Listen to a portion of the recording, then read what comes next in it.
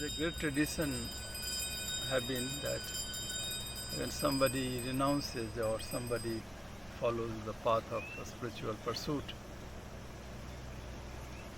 he or she does whatever is required, sadhana, tapasya, practices, following principle. But one thing he doesn't do, shop around Guru. You can't shop around Guru because Gurus are not on the shopping center. So the concept of shopping around it doesn't exist in the spiritual world. It doesn't go visit 10 Guru and see, oh, who could be right and who. You don't decide. Your decision can be faulty. You may be attracted to someone who may not be able to help you, depending on your desire. So if you are muddled of the desire, then like attracts like. If you are pure, then you will be attracted by purity. But if your desire is so muddled, there is always supply, demand and supply. This is in the world that principle, demand and supply. In that world too, there is a demand and supply. If your desire is muddled up with a desire, then there will be someone who will fulfill that requirement. So this idea of, I think one would concentrate much more on individual growth, irrespective of whether you have Satguru or Guru or not. And when you raise your consciousness, then you have discrimination to know who is who and what is what. So even though the Sadguru will act human, look human, be human, and converse with you like a human, they aren't an ordinary human being. They see the student's karma, they see their past, they see their future, and they know exactly how to work with them. They're not bound by or limited by the stories that their students tell them. They may ask a question even to get an answer from the student just to see if the student will even tell the truth. But they know exactly the real story of things. Of course I know who is who. There's no doubt about that. Each one I look at and I know. Whole like a scanning. I'm a scanning machine.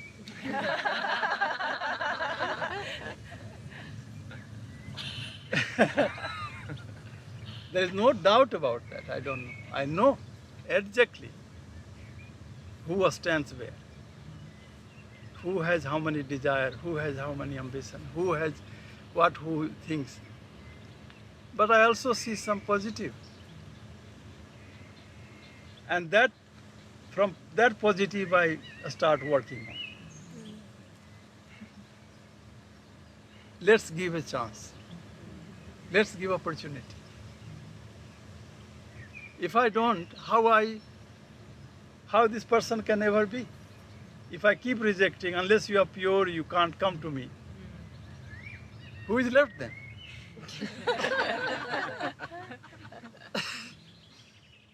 And you instruct them for changing life dynamics, you change their mind, their inner dynamics, their outer dynamics, you change things.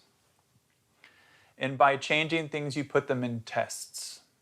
These tests are what they go through to test themselves, to see kind of how far they've come and where they still need to learn. It's like someone said to me, you are problem and you also are my solution. You are my problem and you are also my solution. So let's find the solution.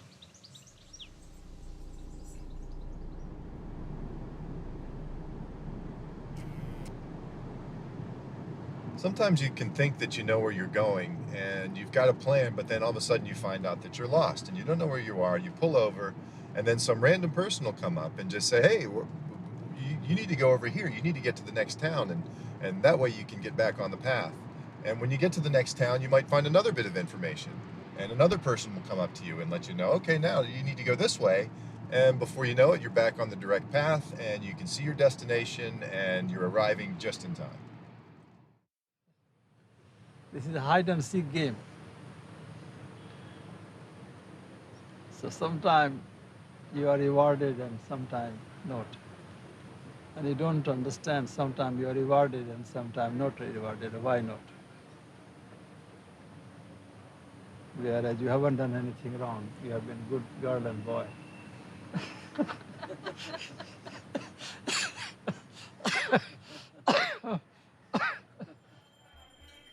There is something so beautiful about our soul's journey, that we are actually willing to travel across the entire surface of the earth, going on pilgrimages in order to hopefully and faithfully locate, connect, and receive the energy, grace, and blessings of various churches, temples, holy lands, tirthas, and pilgrimage spots.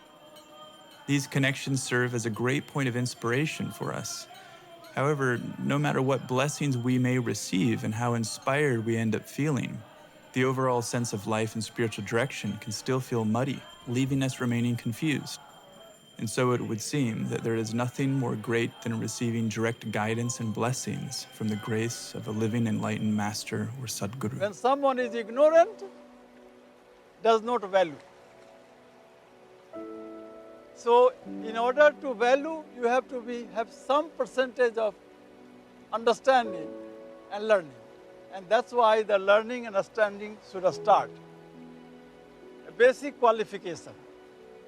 Once you have basic qualification, then you appreciate, and then you benefit. A lot of prior development is needed first, that brings you into some realm of faith, brings you into some level of experience. Experiences grow, faith grows, more experiences grow, and eventually experiences replace faith. Divine energy is not talking to you like other professionals talk to you. Divine power, they don't speak.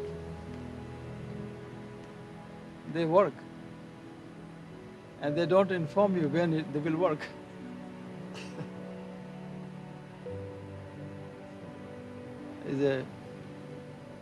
Prayer is one-way street. Go sending the prayer, intention. And wait for the prayer to work. The external Sadguru awakens the inner Guru. But your inner Guru will be faulty because you have a lot of emotions that will sway the guidance. You have a lot of thoughts and concepts and religious beliefs and background and gender identifications that will mess with you. And you won't be able to realize the true unconditional, power and reality. You will not be able to listen to your own inner Guru.